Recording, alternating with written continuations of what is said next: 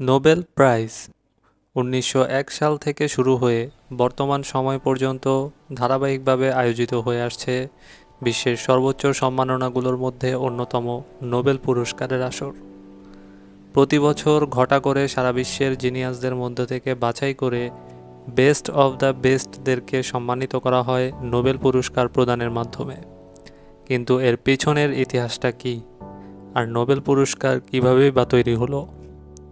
Curious মাইন্ডের আজকের ভিডিওতে আমরা জানব কিভাবে শুরু হলো নোবেল পুরস্কারের পথ চলা, নোবেল পুরস্কার নিয়ে কিছু ইন্টারেস্টিং ফ্যাক্টস জানব, সেই সাথে নোবেল বিজয়ী বাঙালি এবং চলতি বছর 2024-এ নোবেল পুরস্কার অর্জন করলেন যারা, তাদের সম্পর্কে জানব।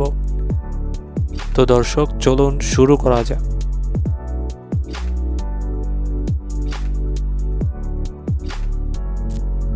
নোবেল পুরস্কারের শুরু হয়েছিল একজন ব্যক্তির সিদ্ধান্ত থেকে। তিনি হলেন সুইডিশ বিজ্ঞানী আলফ্রেড নোবেল। আলফ্রেড নোবেল ছিলেন ডিনামাইটের উদ্ভাবক। মূলত আলফ্রেড ডিনামাইট আবিষ্কার করেছিলেন খনন কাজ এবং অবকাঠামো নির্মাণ কাজে ব্যবহারের জন্য। তবে আলফ্রেড নোবেল তার জীবনের শেষের দিকে ডিনামাইটের সামরিক ব্যবহার এবং ব্যাপক ক্ষয়ক্ষতি দেখে ভীষণ দুঃখিত হন এবং তখন থেকেই তিনি চিন্তা করেন এমন কিছু করা যায় কিনা যা সমগ্র মানবজাতির কল্যাণে আসবে। 1888 সালে ফ্রেঞ্চ নিউজ পেপারে একটি ভুল সংবাদ ছাপানো হয়। সেই খবরে লেখা ছিল the merchant of death is dead, অর্থাৎ মৃত্যুর ব্যবসায়ী মারা গেছে। মূলত এটি ছিল আলফ্রেড নোবেলের ভাই লুডভিগের মৃত্যুর সংবাদ। তবে ভুলবশত হোক অথবা ইচ্ছাকৃত হোক, সেখানে আলফ্রেড নোবেলকেই উদ্দেশ্য করা হয়। নিউজ পেপারের এই টাইটেল নোবেল সাহেবকে ভীষণভাবে নাড়া দেয়। তিনি ভাবতে শুরু করেন তার মৃত্যুর পর মানুষ তাকে কিভাবে মনে রাখবে। এই চিন্তা থেকেই নোবেল সাহেব সিদ্ধান্ত নেন ডিনামাইট বিক্রি করে তিনি যে বিপুল অর্থ সম্পত্তি করেছেন সেটা দান করে যাবেন কোনো মানব কল্যাণের কাজে। যেই ভাবা সেই কাজ। এরপর নোবেল সাহেব গণ্যমান্য ব্যক্তিদের ডেকে এনে একটি উইল করেন, যাতে তিনি উল্লেখ করেন একটি ফাউন্ডেশনের অধীনে তার ব্যক্তিগত অর্থায়নে প্রতি বছর মেধাবী ব্যক্তিদের পুরস্কৃত করা হবে যারা কিনা মানবজাতির কল্যাণে দৃষ্টান্তমূলক ভূমিকা রাখবে। আলফ্রেড নোবেলের সিদ্ধান্তেই এই পুরস্কারের জন্য 6টি ক্যাটাগরি নির্ধারণ করা হয়। এগুলো হলো physics, chemistry, physiology or medicine, literature and piece এবং ইকোনমিক সায়েন্স। চলুন এবার জানা যাক নোবেল পুরস্কার সম্পর্কে 10টি ইন্টারেস্টিং ফ্যাক্টস। নোবেল পুরস্কার মূলত বৃত্তাকার আকারের একটি স্বর্ণের মেডেল। মেডেলের একপাশে আলফ্রেড নোবেলের প্রতিকৃতি খোদাই করা থাকে এবং মেডেলের নিচে তার জন্ম ও মৃত্যুর সাল উল্লেখ থাকে। আলফ্রেড নোবেলের প্রতিকৃতির নকশাটি সুইডিশ শিল্পী এরিক লিন্ডবার্গের তৈরি। মেডেলের অন্য পৃষ্ঠে বিভিন্ন বিভাগ অনুযায়ী নকশা করা থাকে, যার মধ্যে সুইডিশ রয়্যাল একাডেমির প্রতীক এবং পুরস্কারপ্রাপ্ত ব্যক্তির নাম খোদাই করা হয়। নোবেল পুরস্কারের মেডেলটির বিভাগ অনুযায়ী কিছুটা ভিন্নতা রয়েছে। যেমন পদার্থবিজ্ঞান, রসায়ন, চিকিৎসা, সাহিত্য এবং অর্থনীতির নোবেল পুরস্কার প্রদান করা হয় স্টকহোম, সুইডেনে, এবং এদের মেডেলের নকশাটি একই রকম থাকে। অন্যদিকে শান্তির নোবেল পুরস্কার প্রদান করা হয় নরওয়ের অসলোতে এবং এই মেডেলের নকশাটি থাকে অন্যগুলোর থেকে আলাদা, যেখানে 3জন পুরুষ একসাথে দাঁড়িয়ে থাকা অবস্থায় খোদাই করা থাকে, যা শান্তি ও সংহতির প্রতীক। প্রথম নোবেল পুরস্কার কে পেয়েছিলেন? 1901 সালে নোবেল পুরস্কারের প্রথম আসরে কোন বিভাগে কারা নোবেল পুরস্কার পেয়েছিলেন এবং তাদের অবদান কী ছিল, এবার সেটা জানা যাক। উইলহেম কনরেড রনজেনকে আপনি না চিনলেও তার আবিষ্কৃত এক্স-রে সম্পর্কে আমরা সবাই জানি। তার এই বিখ্যাত আবিষ্কার চিকিৎসা বিজ্ঞানে বিপ্লব এনে দিয়েছিল, যার ফলে মানবদেহের ভেতরের সূক্ষ্ম বিষয়গুলো সম্পর্কে জানা সম্ভব হয়েছিল। এক্স-রে আবিষ্কারের জন্য 1901 সালে প্রথম পদার্থবিজ্ঞানের নোবেল পুরস্কার লাভ করেন উইলহেম কনরেড রনজেন। রাসায়নিক গতিবিদ্যা এবং সমাধানের তত্ত্ব নিয়ে কাজ করার জন্য সর্বপ্রথম রসায়নে নোবেল পুরস্কার পান জ্যাকব হেনরিক্স ভ্যান হফ। তার গবেষণা রাসায়নিক বিক্রিয়ার গতি এবং দ্রবণ সংক্রান্ত তত্ত্বকে নতুন পথ দেখিয়েছিল। ডিফথেরিয়ার বিরুদ্ধে অ্যান্টিটক্সিন আবিষ্কারের জন্য চিকিৎসা বিজ্ঞানে সর্বপ্রথম নোবেল পুরস্কার লাভ করেন এমিল ভন বোরিং। তার এই আবিষ্কার লক্ষ লক্ষ শিশুর জীবন বাঁচিয়েছিল, যা চিকিৎসা বিজ্ঞানের একটি গুরুত্বপূর্ণ অধ্যায় ছিল। ফরাসি কবি এবং সাহিত্যিক সুলি প্রথম সাহিত্যে নোবেল পুরস্কার পান। তার সাহিত্যকর্ম, বিশেষ করে কবিতায় গভীরতা এবং মানবতাবাদী দৃষ্টিভঙ্গি তাকে এই সম্মান এনে দেয়। শান্তিতে প্রথম নোবেল পুরস্কার ভাগাভাগি করে পান জিন হেনরি ডুনান্ট এবং ফ্রেডরিক পেসি। এর মধ্যে জিন হেনরি ডুনান্ট ছিলেন রেড ক্রসের প্রতিষ্ঠাতা এবং যুদ্ধক্ষেত্রে আহতদের সহায়তায় তার অবদান ছিল অসামান্য। অন্যদিকে ফ্রেডরিক পেসি ছিলেন একজন ফরাসি শান্তিবাদী এবং আন্তঃরাষ্ট্র শান্তির জন্য তিনি কাজ করতেন। তাদের দুজনেরই বিশ্ব শান্তি প্রতিষ্ঠার ক্ষেত্রে গুরুত্বপূর্ণ অবদান ছিল। দর্শক, আপনাদের মনে হয়তো প্রশ্ন জাগতে পারে যে নোবেল পুরস্কারের আর্থিক মূল্য কেমন। আপনাদের মনের কৌতূহল দূর করতেই এখন জানাবো নোবেল পুরস্কারের আর্থিক মূল্য কেমন হয়ে থাকে। নোবেল পুরস্কার অর্জনকারী ব্যক্তিকে একই সাথে মেডেল, নগদ অর্থ এবং সার্টিফিকেট প্রদান করা হয়ে থাকে। এর মধ্যে নোবেল পুরস্কারের মেডেলটি 18 ক্যারেটের সবুজ সোনা দিয়ে তৈরি হয়, যা পরবর্তীতে 24 ক্যারেট স্বর্ণের প্রলেপ দেওয়া হয়। এর ফলে মেডেলের প্রকৃত স্বর্ণের ওজন এবং মূল্য সময়ের সাথে সাথে পরিবর্তিত হয়। স্বর্ণের বর্তমান বাজার মূল্য অনুযায়ী মেডেলটির আর্থিক মূল্য প্রায় 10 লক্ষ টাকার কাছাকাছি হতে পারে। এছাড়াও নোবেল পুরস্কার বিজয়ীরা মেডেলের পাশাপাশি নগদ অর্থও পেয়ে থাকেন, যা প্রতি বছর ভিন্ন হতে পারে। 2024 সালে নোবেল পুরস্কারের আর্থিক মূল্য 1 কোটি সুইডিশ ক্রোনার ছিল, যা বাংলা টাকায় প্রায় $9 লক্ষ বা প্রায় 8 কোটি টাকা। সেই সাথে বিজয়ীরা একটি ডিপ্লোমা পেয়ে থাকেন, যা হাতে আঁকা এবং ব্যক্তিগতভাবে নকশা করা হয়ে থাকে। এই ডিপ্লোমাতে বিজয়ীর নাম এবং তার অবদানের বিবরণ উল্লেখ করা থাকে। যাই হোক, এই সম্মাননাটি শুধু আর্থিক মূল্যতেই সীমাবদ্ধ নয়, বরং এটি বিশ্বব্যাপী এক বিশাল মর্যাদার প্রতীক, যা প্রাপ্ত ব্যক্তির কাজের মূল্যায়ন করে থাকে। দর্শক, চলুন এবার জানা যাক নোবেল পুরস্কারের সাথে সম্পর্কিত একটি বিচিত্র এবং বিরল ঘটনা, যেটি হচ্ছে রবীন্দ্রনাথের নোবেল চুরির ঘটনা। রবীন্দ্রনাথ ঠাকুরের নোবেল পুরস্কার চুরির ঘটনা ভারতীয় ইতিহাসের একটি উল্লেখযোগ্য অধ্যায়। 1913 সালে সাহিত্যে নোবেল পুরস্কার পাওয়ার জন্য রবীন্দ্রনাথ ঠাকুরকে এই সম্মান দেওয়া হয়েছিল, যা বিশ্ব সাহিত্যে একজন বাঙালির প্রথম এবং এশিয়ার প্রথম নোবেল পুরস্কার ছিল। এই ঐতিহাসিক নোবেল পুরস্কারটি রাখা ছিল ভারতের পশ্চিমবঙ্গের শান্তিনিকেতনে অবস্থিত বিশ্বভারতী বিশ্ববিদ্যালয়। দুর্ভাগ্যবশত 2004 সালের 25শে মার্চ শান্তিনিকেতনের রবীন্দ্র ভবন থেকে রবীন্দ্রনাথের নোবেল পদকটি চুরি হয়ে যায়। চোরেরা শুধু নোবেল পদকই নয়, এর সাথে রবীন্দ্রনাথের একটি সোনার ঘড়ি, সোনার আংটি এবং বেশ কয়েকটি প্রাচীন চিঠি চুরি করে নিয়েছিল। চুরির পর ভারতের সেন্ট্রাল ব্যুরো অফ ইনভেস্টিগেশন এই ঘটনার তদন্ত শুরু করে। তারা অনেক চেষ্টা করেও চোরদের শনাক্ত করতে বা চুরি যাওয়া জিনিসপত্র উদ্ধার করতে ব্যর্থ হয়। বেশ কয়েকজনকে সন্দেহভাজন হিসেবে আটক করা হলেও প্রকৃত অপরাধীরা শনাক্ত হয়নি। যাই হোক, এই ঘটনার পর নোবেল কমিটি এবং সুইডিশ একাডেমি 2004 সালে রবীন্দ্রনাথের সম্মানে 2টি নকল নোবেল পদক রেপ্লিকা তৈরি করে ভারত সরকারকে প্রদান করে। তবে আসল নোবেল পদকটি এখন পর্যন্ত খুঁজে পাওয়া যায়নি। নোবেল পুরস্কার বিশ্বজুড়ে সর্বোচ্চ সম্মান হিসাবে বিবেচিত হলেও ইতিহাসে এমন কিছু ব্যক্তিত্ব রয়েছেন যারা নোবেল পুরস্কার পাওয়ার পরেও তা প্রত্যাখ্যান করেছেন। এর মধ্যে সবচেয়ে উল্লেখযোগ্য দুজন হলেন জিন পল সার্ট্রে এবং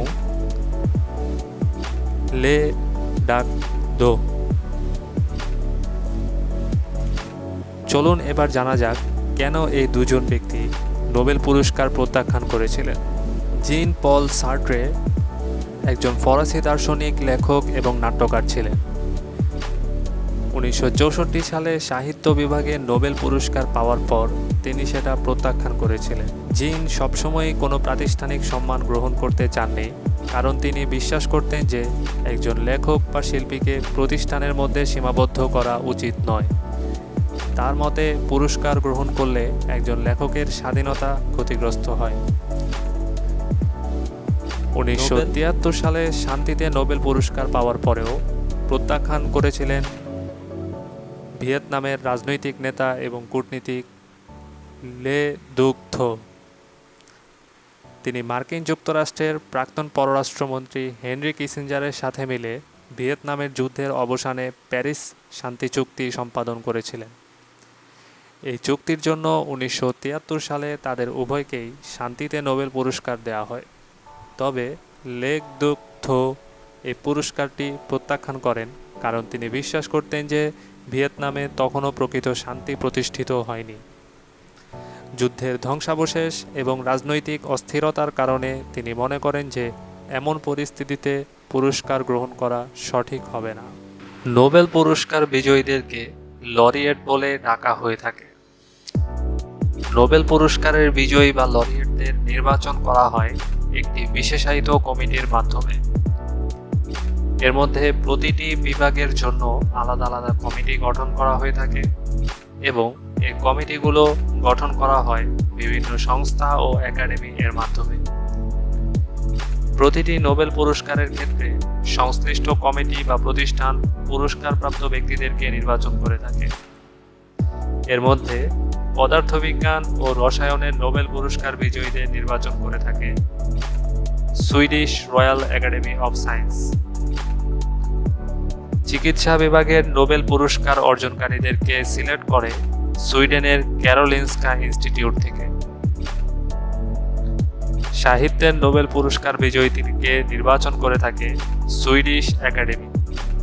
নরওয়ের Nobel committee, Norwegian Nobel committee শান্তিতে নোবেল পুরস্কার অর্জনকারীদের নির্বাচন করে থাকে এবং সেই সাথে পুরস্কার প্রদান করে থাকে। সুইডিশ রয়্যাল একাডেমি অব সায়েন্সের পক্ষ থেকে অর্থনীতিতে নোবেল পুরস্কার বিজয়ীদেরকে নির্বাচন করা হয়ে থাকে এবং পুরস্কার প্রদান করা হয়ে থাকে। সবশেষে প্রতিটি কমিটি অনেক যোগ্য প্রার্থীদের মধ্য থেকে বাছাই করে বিজয়ীদের নির্বাচন করে থাকে। এই প্রক্রিয়াটি অত্যন্ত গোপনীয় এবং কঠোরভাবে অনুসরণ করা হয় এবং অনেক সময় এতে দীর্ঘ আলোচনার প্রয়োজন হয়।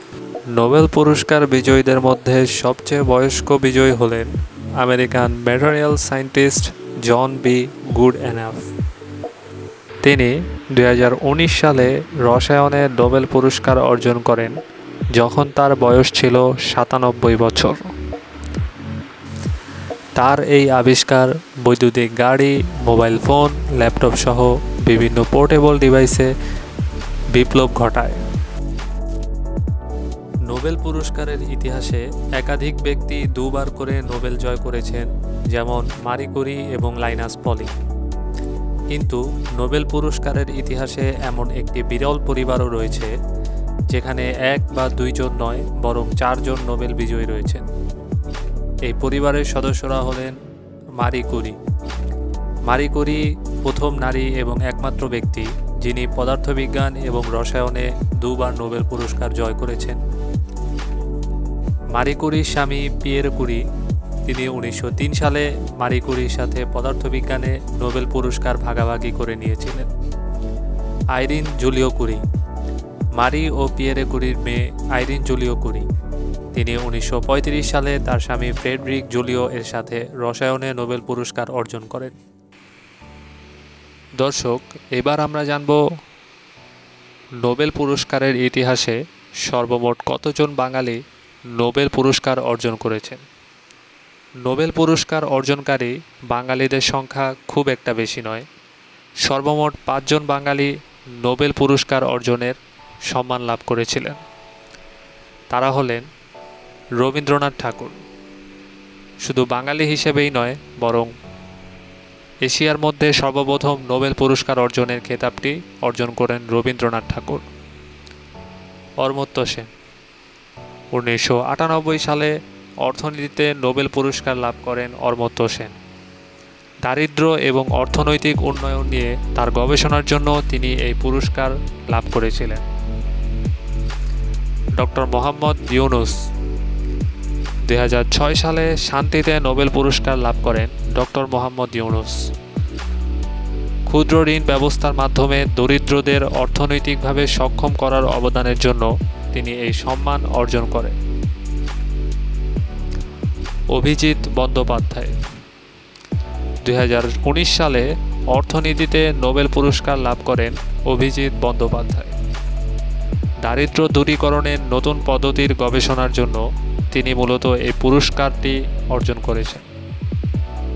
দর্শক, অনেক তো হলো ইতিহাস চর্চা, এবার বর্তমানে আসা যাক।